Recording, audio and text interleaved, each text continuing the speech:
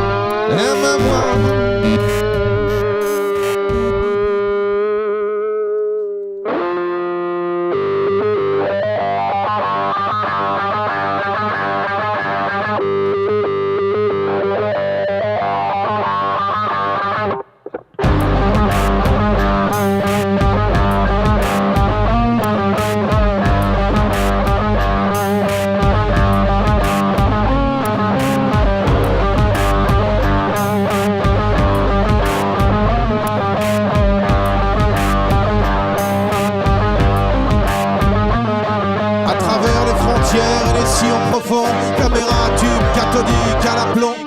Partir retourner les écorces terrestres, ma sœur tourbillon dévale sur l'horizon.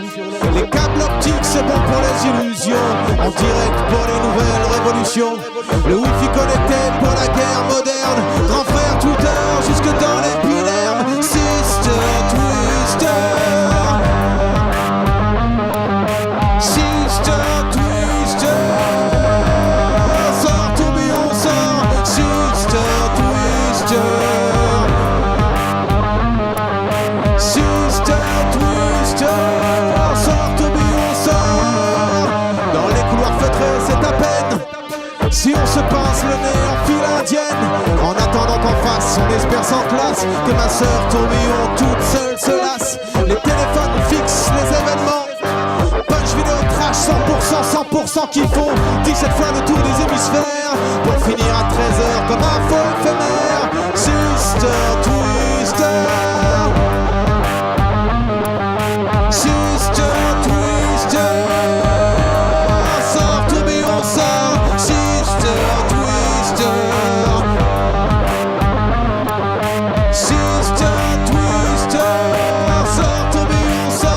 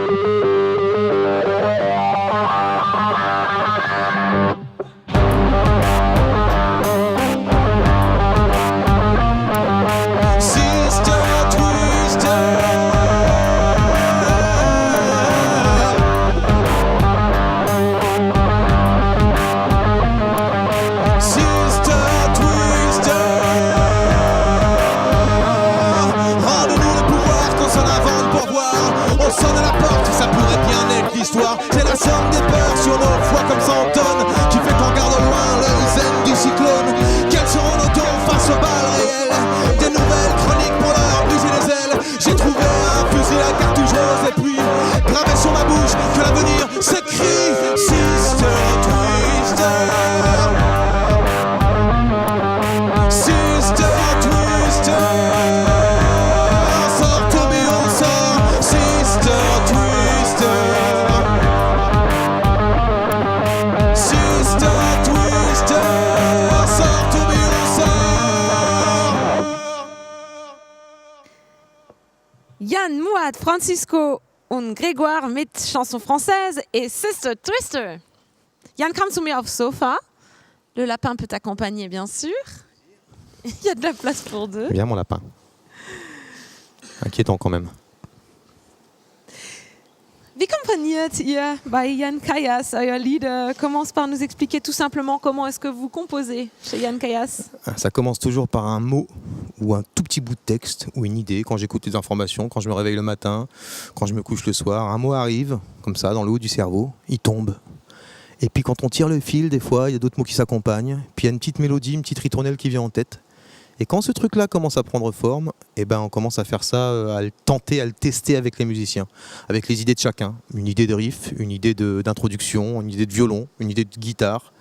Et ça, on le développe au fur et à mesure et ça devient un édifice et une chanson. Und wie verwählt es sich beim Bühnenbild und bei der Inszenierung? Après, comment ça se passe pour la scénographie et la mise en scène? On part sur une idée, c'est pareil, sur ce spectacle, on s'est dit qu'on allait faire une scéno, donc d'avoir un décor. Donc on a, avec l'ingénieur du son, Bertrand Truptil, on a vu qu'il y avait une boîte à Saint-Dié qui fabriquait des superbes laits métalliques, c'est des grandes toiles en métal, comme ça, qui réfléchissent super bien à la lumière. On s'est dit ça, on va pouvoir en faire un truc tourbillonnesque, enfin quelque chose qui ressemble au concept du tourbillon. Et puis on a commencé à en faire des grands laits, à essayer un peu de lumière dessus. Puis on s'est dit tiens, des masques, ce serait chouette pour contrebalancer le visuel, qu'on n'ait pas que du son mais aussi de l'image. Et puis comme ça on construit. Werdet ihr am meisten von dem Geschehnissen im 21. Jahrhundert inspiriert? Ce qui vous inspire le plus, c'est notre époque actuelle, le 21e siècle? Complètement. Moi, j'écoute vraiment, les idées viennent vraiment. Ça peut venir d'une conversation, une idée de chanson. L'inspiration, c'est vraiment quelque chose d'assez impalpable. Ça peut arriver par n'importe quel média, télé, internet, article de journal, une image dans la rue, croiser quelqu'un qui a une drôle de tête et qui donne envie de faire une chanson. Des émotions, des peines d'amour, des joies, la révolte. Moi, j'aime bien ce terrain-là. J'aime bien que les chansons aient quelque chose à raconter d'autre que uniquement quelque chose de quotidien. Et pour ce faire, vous mélangez quand même beaucoup les styles entre le rock, le théâtre. Pourquoi ce choix? Ihr vermischt Theater und Rock miteinander. Warum gerade diese beiden? Parce qu'on est dans une époque où je pense que le métissage nous sauvera tous et que ça vaut beaucoup plus de mélanger les choses, les inspirations, les tendances, les styles de musique, plutôt que de rester cloisonné sur un seul style. Moi, je suis comédien, je suis chanteur, j'aime la musique et je me dis pourquoi on ne mélangerait pas tout ça, quoi. Voilà. Et je trouve justement, pourquoi ne faire pas plus simplement d'un côté du théâtre, de l'autre de la musique? Warum nicht einfach Theater und Musik voneinander trennen? Parce que c'est terriblement français de vouloir tout cloisonner dans des cases. On fait du théâtre, alors moi quand je dis je fais de la chanson, tu chantes aussi, mais t'es comédien ou chanteur? Mais je suis comédien et chanteur. Et je peux même être footballeur si je veux, si jamais je ramène ça sur une scène. Donc je trouve ça incroyable qu'en France, on est tellement derrière les étiquettes, il faut qu'on soit repérable, catalogable. Moi ça m'intéresse pas, je préfère être pas trop repérable. Et puis proposer des choses qui soient plus étranges, mais plus hors des sentiers battus. Eh oui, je connais ça. D'ailleurs, je sais qu'un clip a été tourné sur le titre Chanson française, où j'ai aussi personnellement collaboré à ce dernier en tant que comédienne. Ton visage me disait quelque chose.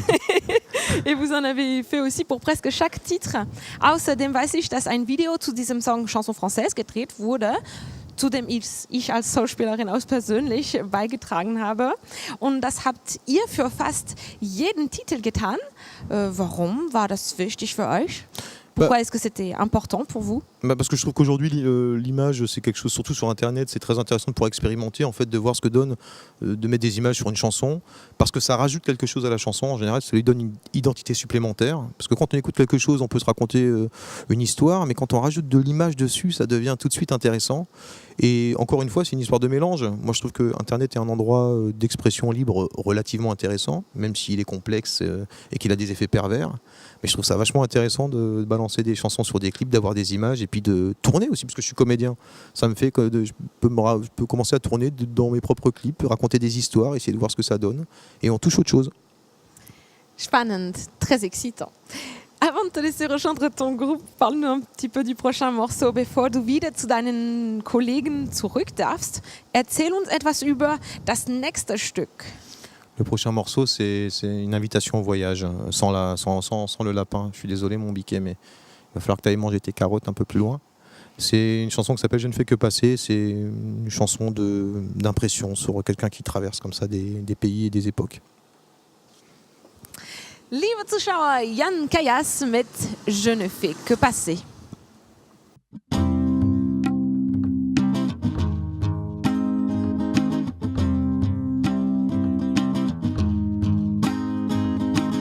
J'aime le soleil des pays carmins, entendre les sourires teintés pour un rien. Et la mémoire se déroule à traverser les foules, les horizons glacés hantent les aventuriers. Je ne fais que passer, courants et marées.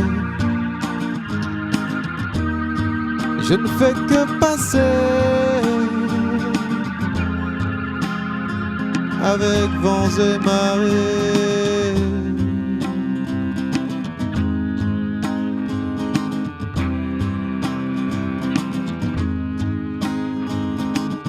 Tu aimerais savoir qui je suis derrière le verrou au parloir, tu peux me voir.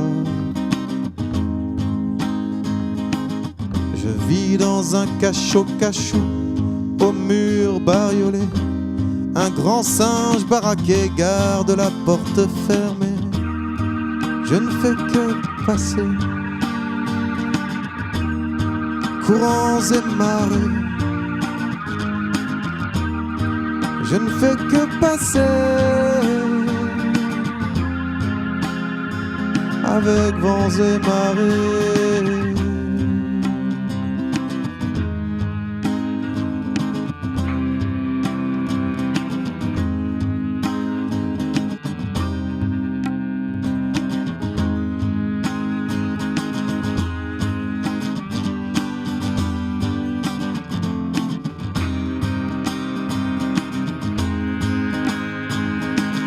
J'en ai des kilos de nerfs pour palper l'électricité, la fièvre qui chagrine les esprits d'Alizarine. J'embrase les oreilles et je m'étends, là-bas ça a l'air clair sous les lumières.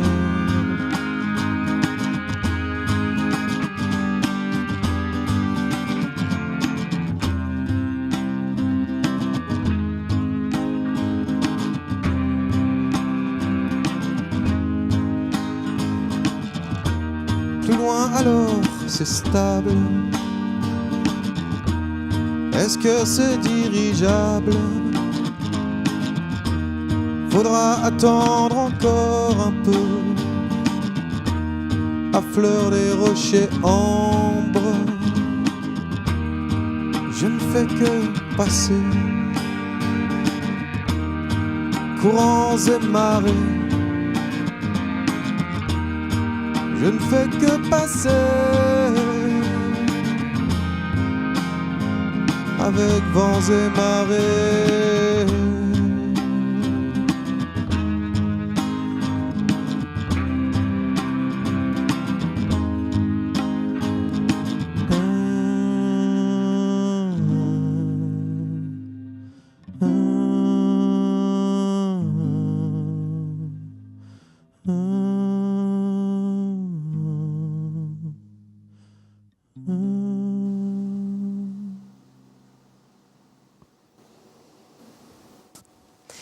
Yann Kayas avec Je ne fais que passer. Dernière question pour toi, Yann. Est-ce que le spectacle tourne bien? Quels sont les retours? Wie kommt eure Show Sister Twister an? Gibt es Feedback? Le spectacle s'est très très bien créé puisqu'on l'a vendu 15 fois à la création, ce qui est plutôt pas mal. Et en termes de public, c'est un spectacle qui a l'air de faire beaucoup voyager les gens. Ils ressortent avec apparemment l'air heureux et l'œil qui pétille. Donc en général, c'est plutôt bon signe. Plutôt oui. Qu'est-ce que vous nous préparez pour la suite? Was habt ihr für die Zukunft geplant? On va essayer de voir déjà s'il est possible d'enregistrer ça, ce spectacle-là, ce concert théâtralisé, de l'enregistrer sur un CD. Parce que ça vaut quand même le coup d'avoir une trace et ça permet de produire. Ou DVD, pourquoi pas DVD. Mais en tout cas déjà sur CD pour que la musique soit fixée et qu'on puisse la développer plus. Parce qu'enregistrer, ça permet toujours de préciser tous les petits défauts techniques qu'il peut y avoir, donc de le produire. Et puis après, de peut-être le tourner encore, de continuer à le tourner et d'en faire un autre. Eh bien, Yann Kayas, je vous remercie tous d'être venus sur les plateaux de Kubik. Ich danke euch, dass ihr auf die Kubik-Bühne gekommen seid. Eh bien, merci à vous et à toute l'équipe. Avant de se quitter, quel est le titre de ton dernier morceau? Euer letzter Song für heute heißt Dieu des cendres. Nous arrivons donc au terme de cette émission. Merci à tous les partenaires diffuseurs de cette émission et les partenaires européens. Liebe Zuschauer, wir bedanken uns für Ihre Aufmerksamkeit. Besten Dank an Mosaik TV Kristall, TV8, dem MKN und OKTV Südwestpfalz. Zum Abschluss hören wir aber noch einmal Yann Kayas. Ich sage bis nächste Woche. Salut. En tombant dans ma vie ce matin, pour qui mon cœur, pour qui mes mains, j'ai pris la croisée des chemins. Pour qui ma tête, pour qui mes mains, ô Dieu des cendres, j'entends la rage des vivants. Ô Dieu des cendres, j'entends la rage des vivants.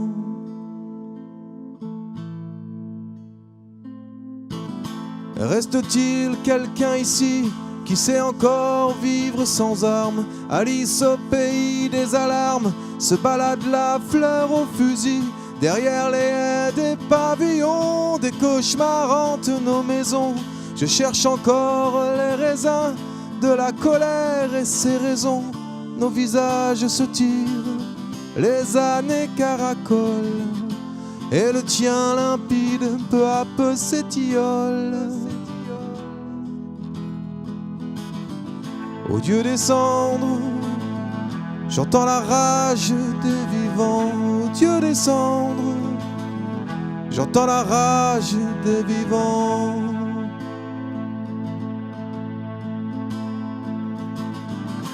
Il n'y a pas si longtemps, nous rêvions durs comme de la pierre, des fractions de vie à pleines dents, du charbon pour fendre l'hiver. Dans nos mains des semis de rêves à jeter au cœur des pleins champs. Plus on cultive les chimères, plus elles s'étirent en grandissant. Leurs yeux brillaient comme de la tourmaline. Maintenant, ils se remplissent d'une pluie fine. Ô Dieu des cendres, j'entends la rage des vivants. Ô Dieu des cendres, j'entends la rage des vivants.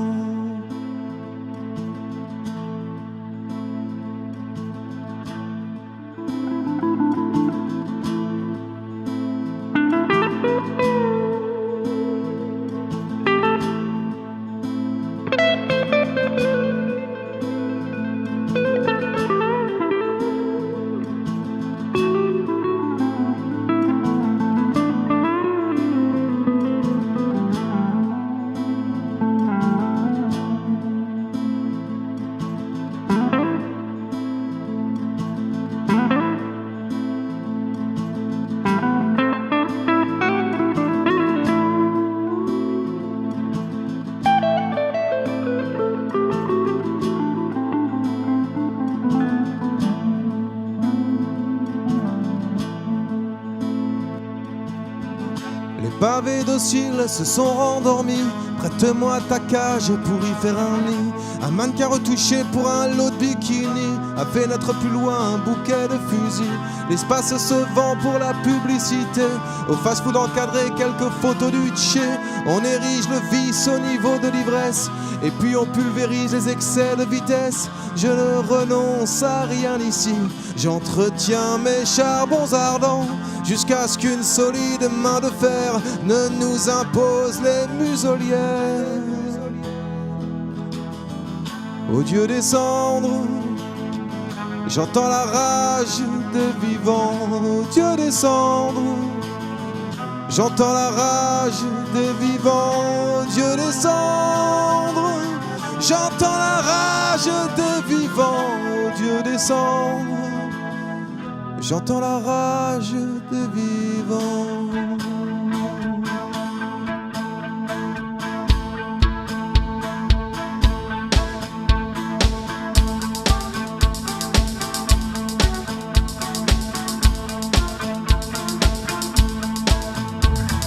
Il va falloir se lever.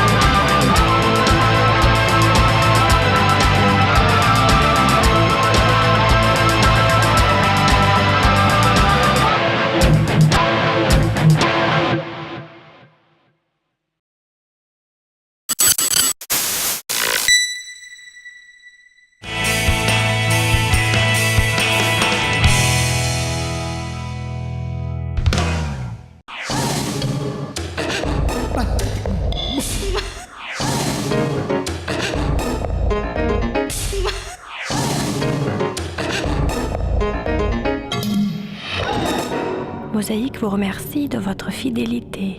À demain.